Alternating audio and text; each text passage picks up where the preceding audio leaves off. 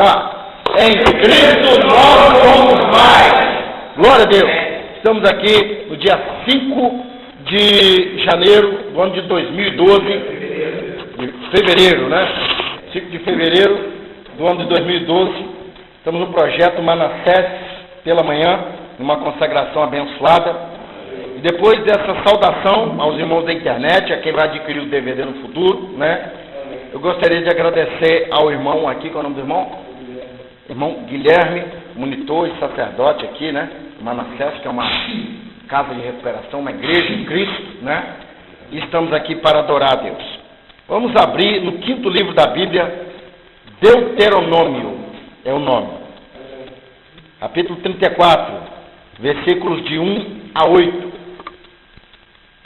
Deuteronômio 34, versículos de 1 a 8.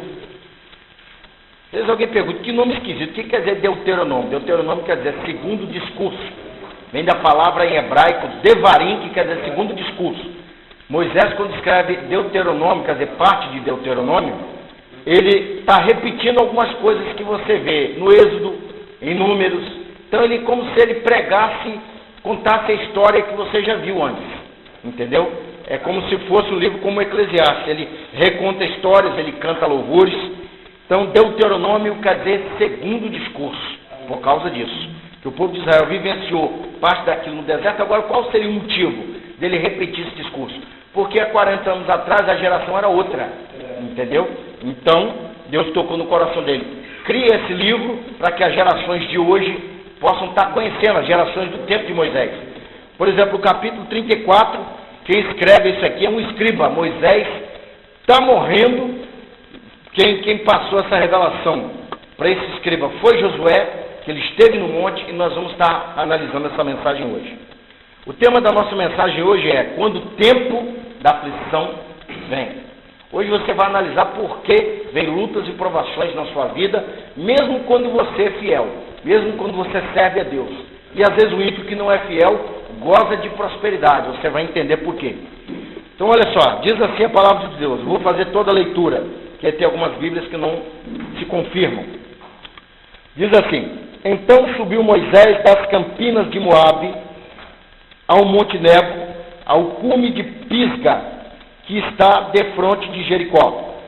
E o Senhor mostrou-lhe toda a terra, desde Gileade até Dan, e todo Naftali, e a terra de Efraim, e Manassés, e toda a terra de Judá, até o mar último, e o sul, e a campina do vale de Jericó, e a cidade das palmeiras até Zoar. E disse-lhe o Senhor: esta é a terra de que jurei a Abraão, Isaque e Jacó, dizendo: a tua semente a darei. Mostra-te para a veres com seus olhos, porém lá não passarás. Assim morreu ali Moisés, servo do Senhor, na terra de Moabe, conforme o dito do Senhor. Este o sepultou num vale, na terra de Moabe, defronte a Bet-peor, e ninguém tem sabido até hoje a sua sepultura. Era Moisés da idade de 120 anos quando morreu, e os seus olhos nunca se escureceram, nem perdeu o seu vigor.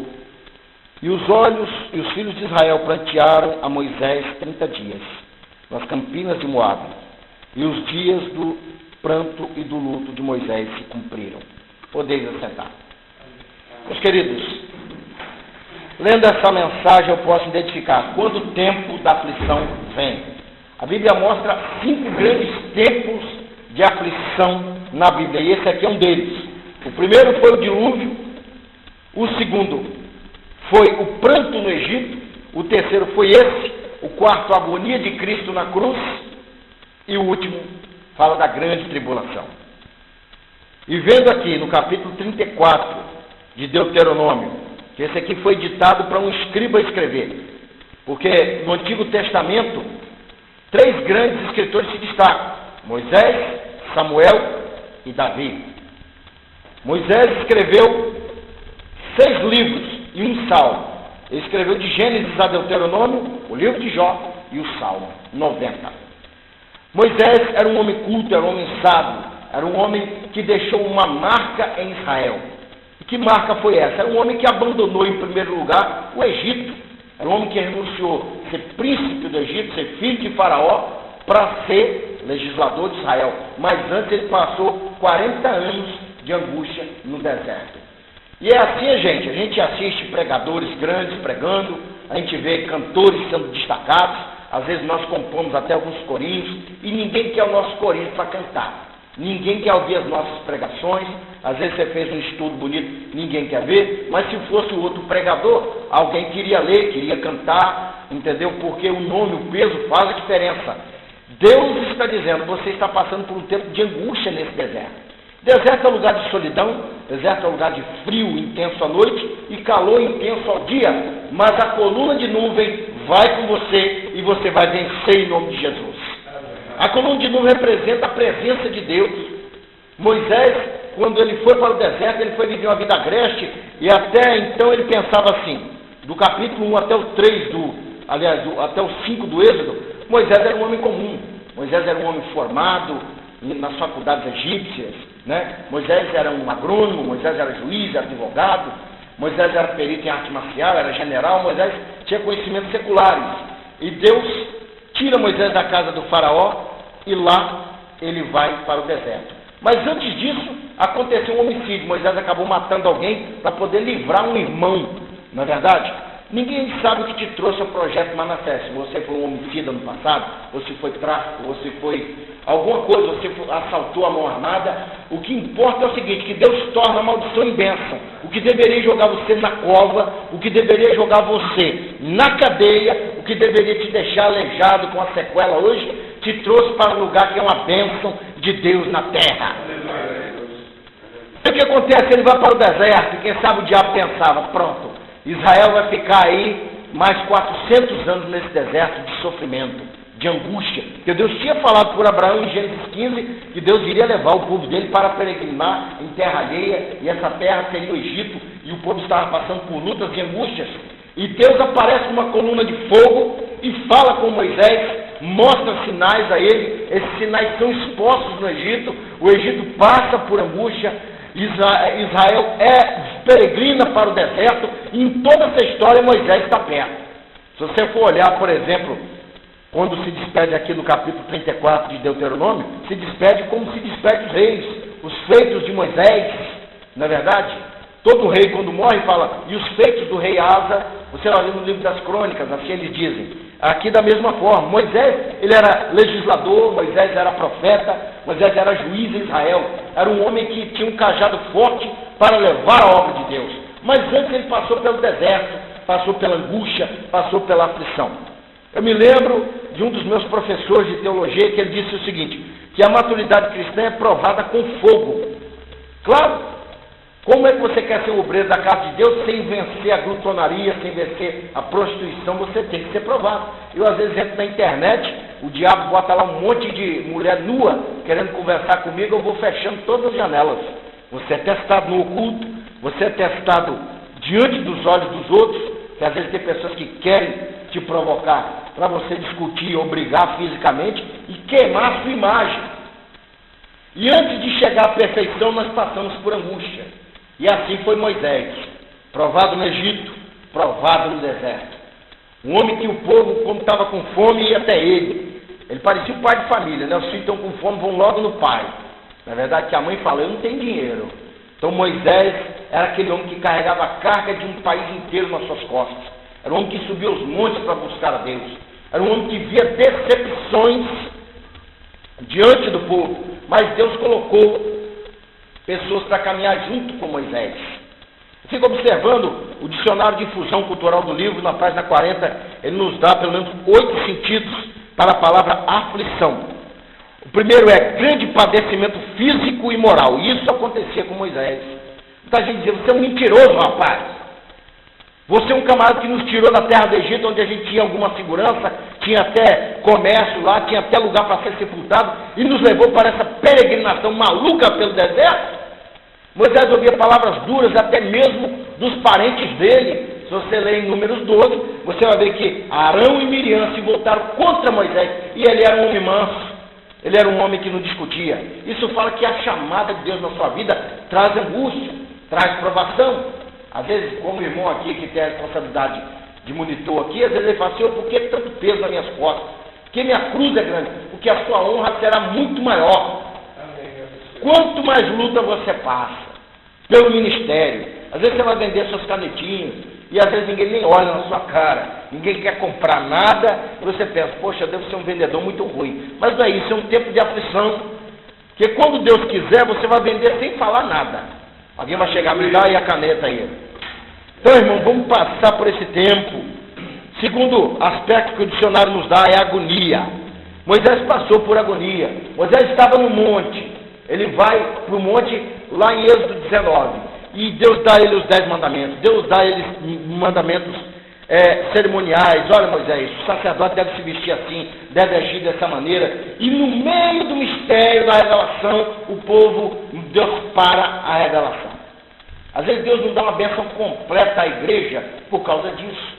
E o povo só vai saber lá na frente. Deus falou para Moisés que o povo fez um Deus para adorar lá embaixo.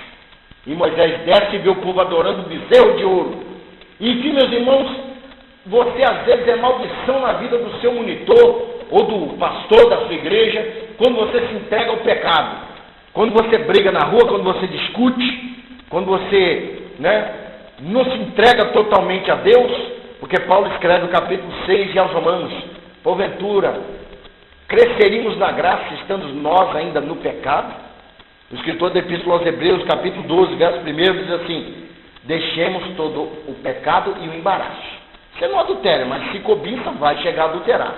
Você não briga, mas se ficar hostilizando os outros, daqui a pouco você vai brigar. Você não rouba, mas se ficar com inveja, daqui a pouco você vai roubar. Você não mata, mas se você ficar com mágoa e não perdoar, suas orações serão impedidas e você não vai entrar no céu e também não vai permanecer na presença de Deus. Enfim, meus irmãos, Moisés é um homem que entendia de tempo de aflição. 40 anos no deserto. Do Êxodo ao Números, livro de Números, passam-se 40 anos. E no final das contas, Deus diz assim, chegou a hora do meu servo descansar. Chegou a hora de outra pessoa tomar o lugar dele. Mas mesmo assim, isso é doloroso. Os irmãos aqui, não sei se você é do tempo que eu vim aqui pregar, irmão? Não, né? Pois é, você sabe, vocês estão acostumados com esse irmão aqui 5 anos. Aí o líder do projeto resolve mandar ele para Cuiabá, ou para o Rio de Janeiro, para Minas Gerais, dá aquela tristeza. Então vocês já estavam acostumados com a liderança do irmão, com o temperamento dele, com o jeito dele corrigir, com o jeito dele falar, com o jeito dele cultuar a Deus, e agora vai vir um outro. Então foi o que aconteceu com Israel. Israel, tudo era Moisés. Se faltava pão, Moisés orava e vinha o maná. Se faltava água, Deus dizia a Moisés, toca na rocha e a rocha vai jorrar água. Ah, Senhor, não tem carne. Ele orava e Deus enviava codornizes. Deus soprava no vento do mar e as aves marítimas que estavam ali perto da orla marítima, ia tudo para o deserto e caía e o povo se saciava. E enfim, meus queridos, chegou o momento de Deus dar um descanso a Moisés. Chegou a hora de Deus mostrar a ele a promessa que Deus fez há 530 anos atrás a Abraão. Vocês vão ver essa promessa em Gênesis 12, versículo 7, que Abraão, estando em Moré, há quase 6 séculos atrás, Moisés nem sabia que aquela terra seria da descendência dele. Deus disse, essa terra um dia será sua. E aí o que acontece? Chega o momento de Deus realizar essa promessa. Pode ser, irmão. Bom dia. Então o que acontece? Ele não vai poder entrar. E por quê? Porque ele se irou e feriu a rocha. Muitas pessoas não vão entrar no céu porque ferem a Jesus quando ele agride o irmão, quando ele fala mal do irmão, quando ele questiona a Deus, por que eu estou passando essa luta, por que o ímpio tem carro e eu não tenho, por que o ímpio tem moto e eu não tenho, o ímpio é casado e eu nunca vivi nem com uma mulher, por que isso? Muitas pessoas estão ferindo os ouvidos de Deus com questionamentos, com reclamações. Irmão, o deserto é a escola do Senhor. Quando chegar o momento da bênção, leia Eclesiastes 3, ali está falando do tempo Cronos, que é o tempo do homem. Quando chegar o tempo de rir, de cantar, Deus vai te abençoar. Glorifica a Deus. Se não chegou o momento de você casar, porque Deus não quer uma mulher preguiçosa do seu lado. uma mulher que vai te trair, uma mulher que vai te abandonar, uma mulher que o primeiro rostinho bonito que ela vê, ela vai te deixar um casamento de 10 anos por um rosto bonito, por um corpo sarado, não é? Enfim, Deus quer para você bênção. E na hora certa vai vir. Palmas para o Senhor Jesus.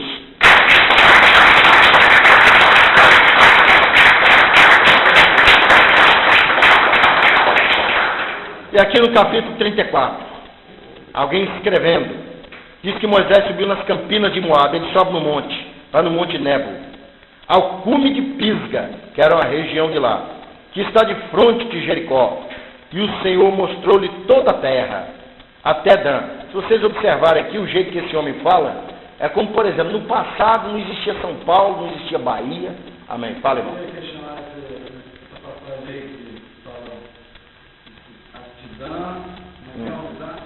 Dan, Manassés, né? Quer dizer, o senhor esqueceu, me fez esquecer. Não, mas ele era quem? Manassés era um dos filhos de José. Só que o escritor aqui, ele escreve, vou deixar claro para vocês entenderem, igual antigamente, quando os portugueses vieram para o Brasil. Não existia São Paulo, não existia Bahia, não existia Sergipe, na verdade. Então o que acontece? O escritor, quando escreve, ele escreve como se fosse hoje para as pessoas entenderem. Ele não vai colocar região centro-oeste, região sudeste, porque na época não existia Manassés ainda. Manassés era uma das tribos, um dos países de Israel, mas Israel aqui era peregrino ainda, não tinha fixado residência, entendeu? Então o escritor escreve, olha, na região que hoje é Manassés, na região que hoje é Gileade, na região que hoje é Dan, entendeu? Então ele usou a linguagem do seu tempo, mas na época de Moisés, aquilo ali ainda era terra de gigantes, aquilo ali era terra de outros povos ainda. Isso é só para a gente poder entender. Então, olha só, ele fala, todo Naftali, ou seja, toda a extensão da tribo de Naftali, a terra de Efraim, enfim, disse o Senhor, esta é a terra que jurei a Abraão, Isaque e Jacó, dizendo, a sua terra, a tua semente darei, e me mostrou para ver com meus olhos, mas eu não poderia passar. Ou seja, Deus mostrou toda a beleza natural, toda a beleza geográfica, todos os golfos, né, o mar. Deus mostrou ali as enseadas, as praias, Deus mostrou os coqueiros, Deus mostrou as fazendas, os pomares. Falou, está vendo tudo aquilo ali, Moisés? É bonito, não é? Você criou um projeto de morar ali, mas você não vai para lá. Tem crente, irmão, que nesta vida ele pensa assim, eu vou ser um grande empresário, vou abrir uma rede de supermercado, uma rede de padaria. Amém? Vai com Deus, meu querido. Eu vou abrir uma rede de supermercados, vou ser rico, vou ser próspero, vou ter uma família, mas vem a guerra e leva a vida dele. É o caso, por exemplo, que o mundo está vivendo um tempo de aflição. Essa mensagem é para nós hoje. Você vê na Rússia, enquanto aqui está um calor insuportável, lá na Rússia chega a estar menos 50. O prefeito da Rússia disse assim, olha, ninguém sai de casa, gente, está muito frio. Você vê na Itália, o frio também está intenso. Você vai na Síria, eles estão matando pessoas igual mata animal. Você vai na Bahia, mataram uma mulher com uma criança nos braços, amamentando. Você pensa bem que animal, que pessoa endemoniada é essa. Entendeu, irmão? Então o que acontece? Às vezes você cria projetos, cria planos.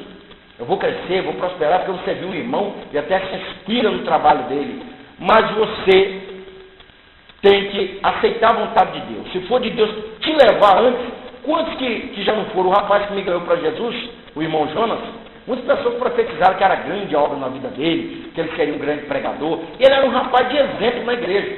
Ele não faltava os cultos, no curso do batismo não faltou nem um dia, era um exemplo para todo mundo. A mãe dele me deu uma camisa e uma gravata dele, e eu guardo com carinho até lá em casa. E ele morreu. Às vezes uma fatalidade leva a vida da gente, foi o que aconteceu com Moisés. Então você deve falar, eu vou fazer aquilo que Deus me permitir. Aquilo que Deus, claro, tenha planos, mas vou fazer aquilo que Deus me der condições. Eu, por exemplo, eu amei muito a moça no passado, intencionava trazê-la para a igreja, intencionava me casar com ela, e eu pus na mão de Deus, e o que Deus fez foi tirá-la da minha vida. Porque com toda certeza não seria um casamento abençoado. Então, irmãos, muitas vezes nós temos projetos dentro do nosso coração. É comum o homem criar projetos, Eclesiastes 5, Diz assim, que muitos são os projetos do coração do homem. Muitos são. O homem quer se casar, o homem quer ter prosperidade, o homem quer ser honrado, quer ser respeitado, não é verdade? Mas às vezes o que Deus permite em nossa vida é um tempo de angústia e de provação. Então o que acontece? Deus disse, olha, você viu tudo, Moisés. A sua geração do passado, que morreu no deserto, não pôde ver.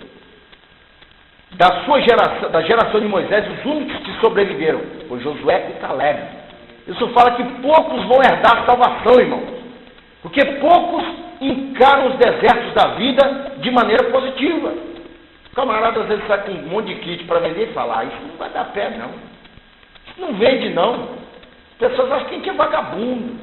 Isso aí é um exercício para sua mente. Às vezes é bom a pessoa ouvir os nãos da vida, porque nem sempre é sim, nem sempre tudo é amores. Mas nem sempre é não, você tem que ser positivo.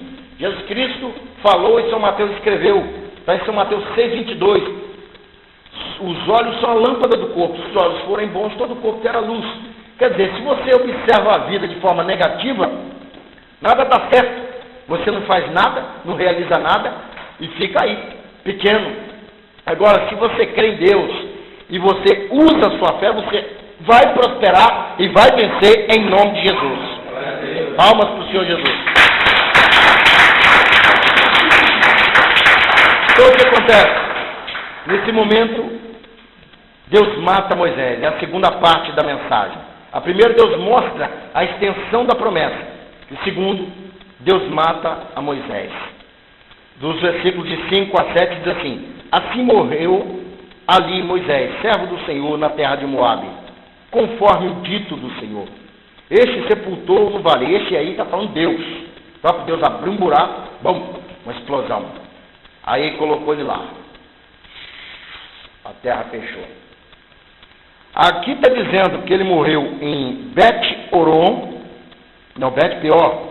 Ninguém sabe até hoje a sua sepultura. Nesse momento o diabo se materializou e tentou achar o corpo de Moisés. Onde Deus colocou?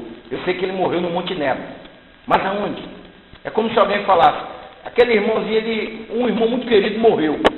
Ele está sepultado em Vila Velha. Aonde? Ele está em João Goulart, está em Terra Vermelha, está em São Torquato, em Santa Rita. Onde que ele está sepultado? Então Moisés foi sepultado ali. Mas nem os demônios sabem onde está a sepultura dele. Isso fala que o seu corpo, até depois da morte, é guardado por Deus. Outro certo testemunho, que um certo macumbeiro que comia órgãos de pessoas mortas, foi num cemitério, e aí ele chegou até a tumba de um crente, de um cristão. E aí, quando ele ia abrir a tumba para poder tocar no corpo, os demônios falaram, nesse corpo você não pode tocar. Ele falou, por quê? Porque esse corpo aí é queimado com o fogo do Espírito Santo. E o anjo de Deus se manifestou e disse, você não pode tocar. Até depois de morto, ninguém toca nos seus ossos. Jesus, quando estava na cruz, quando uma pessoa morre, o que acontece? O sangue fica seco e a pessoa fica com a mão dura, né? Não tem gesticulação, né? Então o que acontece? Os bandidos da cruz, eles quebravam as pernas dele para poder tirar ele dali, que o camarada ficou igual uma estaca. Para tirar ele dali, tiveram que quebrar a perna dele. Mas os ossos de Jesus ninguém tocou. Isso fala, meu querido, que ninguém toca em você mesmo depois de morto. Você, quando serve a Deus, você, quando é um homem de Deus que vigia com a sua boca, com a sua vida, com a sua mente, com o seu coração, porque o pecado, quando se manifesta, é que antes no coração já foi aceito. Em Tiago 1, verso 14, fala sobre isso. Quando você vê a palavra concupiscência na Bíblia, é a cobiça do pecado, é a ambição pelo pecado. Entendeu? Então a gente tem que tirar isso do coração para que pecados maiores não venham aparecer. Palmas para o Senhor Jesus. Moisés morreu com 120 anos de vida. Foram 120 anos de provação, mas ele teve longevidade de vida. Isso fala que você, como cristão, por andar na presença de Deus, você não fuma crack, por isso você não vai morrer de overdose. Você não fuma cigarro normal, não vai morrer de problemas respiratórios. Você, por andar na presença de Deus, você não bebe e os seus rins não vão ter problema de cirrose, não é? Aliás, o seu fígado. Você, por andar na presença de Deus, você não anda se prostituindo com um e com o outro, logo você não vai pegar uma doença venérea, uma hepatite C, uma AIDS. Você, por andar na presença de Deus, você não anda dando uma de valente, atirando, batendo nos outros, e logo ninguém vai te esfaquear pelas costas ou vai atirar na sua cabeça. A Bíblia fala no capítulo 12 de Eclesiastes, eu preguei isso hoje para uma moça lá no terminal, ela não gostou muito não. Lembra-te do teu Criador nos dias da tua mocidade, antes que venham os maus dias. Os maus dias vêm na vida de quem é cristão e na vida de quem não é cristão. Na vida de quem não é cristão, a Bíblia fala em 2 Coríntios 2, verso 10, dizendo assim, que a tristeza segundo Deus, ela produz o arrependimento, nela não há nenhum pesar. Ou seja, você quando está triste, segundo Deus, ou seja, você está refletindo, né? Eu não devo fazer isso, eu não devo falar assim, meu tom de voz está alto, eu tenho que mudar. Que às vezes a luta na nossa vida é por causa do nosso jeito de ser. Muita gente fala, eu sou assim, eu sou sanguíneo, eu sou nervoso, eu sou sentimental, eu sou indolente, eu tenho esse temperamento e eu não vou mudar. Você pode mudar. Só pediu o Espírito de Deus, porque Pedro era de temperamento elevado, Paulo também, e no entanto, quando se converteram a Cristo, eles apanhavam na face, né? Como é que você entende uma pessoa dessa? Ainda mais Pedro, que era zelota. Os zelotas eram terroristas, praticamente. Barrabás era zelota, Pedro ele tinha o sangue nos olhos, ele era um homem que se você falasse assim, bater nele, ele enterrava uma faca em você. Então o que acontece? Não tem esse negócio de ser nordestino, de ser carioca. Jesus Cristo ele muda o homem de dentro para fora. Glória a Deus. Então o que acontece? A continuação de 2 Coríntios 2, verso 10. Mas a tristeza segundo o mundo produz a morte. O meu pai, por exemplo, era um homem mundano. Ele não via nada de mal em gastar 200, 300 reais uma noite com mulheres, com bebida. E uma grande depressão tomou conta da vida dele, porque ele perdeu a família. E o que acontece? Um dia ele se matou, tomou veneno de rato. A aflição vem na vida de todos.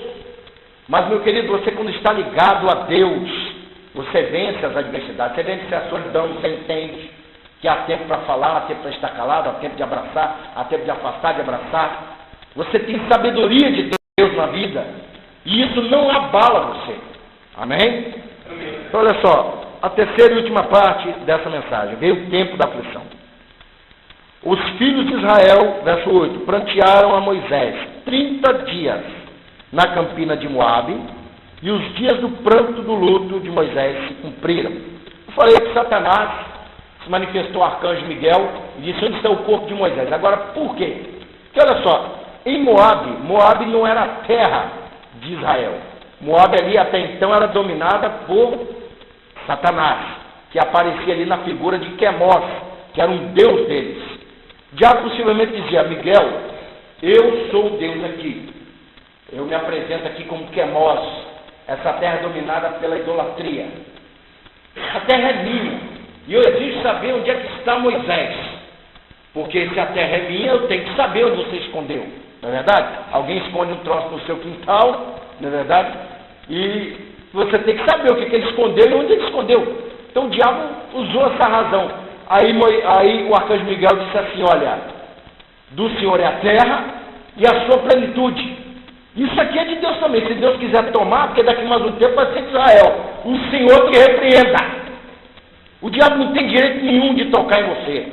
Se você já fez cabeça na Bahia, se você já tirou a vida de alguém, se você era o pior adúltero do seu bairro, se a sua vida era manchada no SPC, no Serasa, em qualquer outro lugar, não importa. O sangue de Jesus basta para que você alcance o céu. Então o que acontece? O povo aqui começa a chorar, se entristecer. A esperança deles foi embora. Não temos mais Moisés, não temos mais um profeta. Todo lugar precisa de um profeta, porque todo mundo quer ser guiado. Por isso muita gente vai atrás de muitos profetas, né? Como é o caso do pastor Valdomiro Santiago, né? O missionário R.R. Soares e tantos profetas que Deus tem levantado na terra. Mas esquece que hoje nós também somos profetas, porque hoje em dia a profecia não é chamada. O profeta é um dom que Deus te dá. Se você quiser ter visões, revelações de intimidade com Deus, é só você pedir. Lê em 1 Coríntios 12 e você vai ver que a Deus deu a palavra de profecia. Então Deus está me dando aqui uma palavra de profecia pregando, mas existe a palavra de profecia diretamente, que você conversa com Deus. Então o que acontece? O povo tinha sua fé alicerçada em Moisés. E o mal da religião hoje é ter a fé alicerçada no homem. E é por isso que muita gente desvia da igreja. Por quê? Poxa, eu era dessa igreja, era uma igreja próspera, é uma igreja vencedora.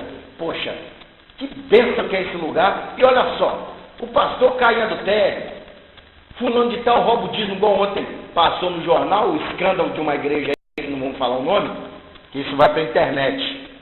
Não são todos crentes, mas é uma igreja grande, tem 5 mil templos no Brasil, né? Uma igreja grande, fora pelo exterior. O camarada desviando dinheiro dentro da igreja. Então o que acontece? O diabo planta joio dentro da igreja, para alguém dizer, tá vendo? Você é do Manassés? Eu vi um irmãozinho do Manassés ali fazendo alguma coisa errada. Porque existe joio, irmão, infelizmente. Na Assembleia, na Deus é Amor, em todo lugar. Existe também aqui. E agora o que nós temos que fazer? Tentar ajudar essas pessoas a erguer a cabeça. Acreditar que Deus pode mudar a vida dele. Porque o Evangelho muda. É só o homem entregar o coração dele a Deus. Não é verdade? Então existem pessoas que são aleijadas na fé. Pessoas que hoje estão na igreja, amanhã não estão. Na ausência do irmão, ouve música do mundo, assiste filmes violentos. Então o que acontece? Ele não consegue se desapegar do velho homem, não é verdade? Porque a nossa caminhada para servir a Deus, ela é uma caminhada de sofrimento, de pagar preço, de fazer sacrifício. Eu não falo só de jejum e de oração, mas é de você identificar o que é certo e o que é errado. E normalmente a nossa natureza quer fazer o que é errado. Ela quer pecar, ela quer se prostituir, ela quer matar, ela quer mentir, não é verdade? Ela quer agir de maneira desonesta para vencer as batalhas da vida. E não é bem por aí, que a bênção vem de Deus. Não adianta o camarada hoje te dar um tombo, te enganar, sair rindo lá na frente. E lá na frente o outro vai dar um tombo pior em cima dele. Pode ter certeza disso, porque tudo provém de Deus. Então o que acontece, irmão? Já estou finalizando. O povo pranteou 30 dias. Foram 30 dias de angústia, de decepção, de provação. Muita gente pediu a Deus, porque Moisés já tinha 120 anos e o homem tinha um vigor fora de série. Moisés podia dar um piquezinho correndo e acompanhar os garotos de 14, 15 anos. Moisés subia a montanha sozinho. Moisés era um homem que não via limites. Caminhou 40 anos, pensa bem, 40 anos no deserto. Quantos milhares de quilômetros ele não andou com o povo sem se cansar? Então a presença de Deus fazia com que ele tivesse ânimo, vigor, 40 anos. Às vezes você fala, eu estou velho para a promessa de Deus se cumprir na minha vida. Estou passando muita luta, eu não vejo como Deus pode me levantar. Quando Deus fizer, meu querido, vai ser assim, instantaneamente. É o caso de um rapaz que eu conheço, mora lá no bairro, ele procurava namorada na internet, procurava namorada em um monte de lugar. E nunca que as meninas davam atenção a ele. E um dia um irmão ligou, falou que tinha uma moça que queria conhecer ele sem conhecer, porque ele tinha evangelizado num lugar, feito uma obra para Deus. Aí alguém viu, era uma moça, falou assim, será que ele é casado, é solteiro? Aí ligaram para ele, ele foi, encontrou com a moça e começou a namorar com a moça no mesmo dia. Então Deus, quando ele tem que fazer milagre, irmão, a lógica do homem fica de boca aberta. Você não sabe, mas a sua felicidade pode estar ali fora, quando você sair, num telefonema, num telegrama, num e-mail, não é verdade? Então não alicerça suas esperanças no homem, que o homem é falível, o homem morre, o homem cai, o homem peca. E é esse o grande erro das religiões e das pessoas que pertencem à igreja. O seu fundamento não é o irmão aí, não é o fundador do Manassés, eles são obreiros da casa de Deus, mas eles podem errar, podem fracassar. O seu maior ícone de inspiração tem que ser Deus. Porque Deus não falha, porque Deus não mente para você, porque Deus não erra, porque Deus é justo, porque Deus perdoa, não é verdade? Então, muita gente perdoa na sua frente. Eu não, irmão, te perdoa, dá até um abraço de tamanduá em você, e quando você sai dali, ele fala assim, olha aí, o vaso é bonito, mas já foi aquela benção. O vaso é bonito, mas está furado no fundo. O vaso é belo, tem flores, mas está trincado. Ou seja, você é vítima de falsidade, até mesmo de pessoas que são seus parentes, seus irmãos de igreja. Então, irmão, vamos pedir a Deus que nos dê maturidade para vencer esses desertos da vida. Para finalizar, eu gostaria de deixar 2 aos Coríntios, no capítulo de número 4. Paulo dizendo assim, olha, temos, porém, no verso 7, este tesouro em vasos de barro, que somos nós, temos a luz do Evangelho em nossa vida, para que a excelência do poder seja de Deus. No verso 8 ele diz assim, 2 Coríntios 4, verso 8, em tudo somos atribulados, mas não angustiados, perplexos, mas não desanimados, perseguidos, mas não cansados, abatidos, mas não destruídos. É outra tradução, seu irmão. Perseguidos, mas não desamparados, abatidos, mas não destruídos, trazendo sempre, por toda parte, a mortificação do Senhor Jesus no nosso corpo, ou seja, está falando do seu testemunho, para que a vida de Jesus se manifeste também em nossos corpos. Palmas para o Senhor Jesus. Paulo está dizendo o seguinte: o mundo está sofrendo calor, está sofrendo frio, está sofrendo violência, o mundo fica de boca aberta com muita coisa, mas nós somos vitoriosos em nome de Jesus. Essas coisas não têm impacto sobre a nossa vida, porque a sua esperança não está aqui, porque a sua fé está em Deus e porque Deus pode mudar a sua vida. Se você está desempregado hoje, amanhã ou depois, Deus põe um empresário na sua frente e fala: meu querido, eu preciso de você para trabalhar na minha empresa. Amanhã ou depois, o amor da sua vida está dentro do ônibus e fala: eu gostei de você. Você sente aquela comunhão, aquela harmonia, e daqui a pouco Deus põe a varoa que é para a tua vida. Não é verdade? E, enfim, às vezes sua família está com problemas, mas Deus quer usar você como inspiração, como coluna, para que a laje da família não caia, para que não dê problema, para que não dê justiça. Sejamos fortes diante do tempo da aflição. Palmas para o Senhor Jesus. Glória a Deus.